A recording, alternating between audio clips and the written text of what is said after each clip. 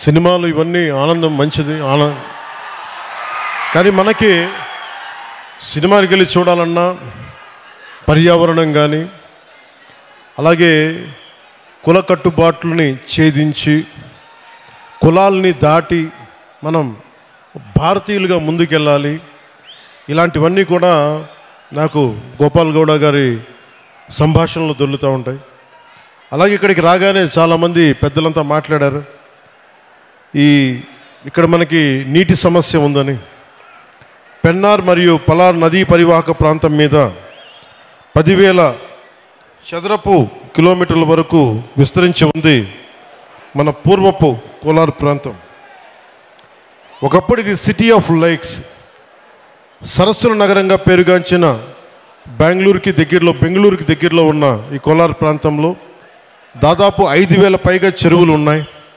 ఈ ప్రాంతం మన దక్షిణాసియా ఖండంలోనే ఎక్కువగా సరస్సులు చెరువులు కలిగి ఉన్న ప్రాంతం. ఇది మన పూర్వీకులు మధ్యయుగ పాలకులు నీటి సంరక్షణ, నీటి పరివాహక నిర్వహణ వారికి ఉన్న అపార విజ్ఞానానికి నిదర్శనం.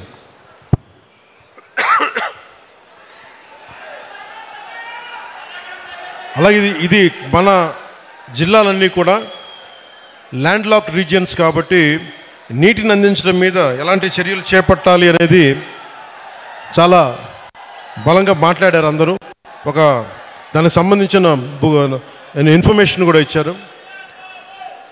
అలాగే కోలార్, చిక్బళ్ళాపూర్ జిల్లాలు బెంగళూరుకు ఆహారాన్ని అందించే అక్షయ పాత్ర ఈ రోజున నీటి ఎద్దడితో ఇబ్బంది పడుతూ ఉన్నారు. దీనికి సంబంధించి సోదర భావంతో మీ సమస్యని పరిష్కరించడం కోసం ఒక ప్రయత్నం చేస్తారని మీకు తెలియజేసుకుంటా ఉన్నాను.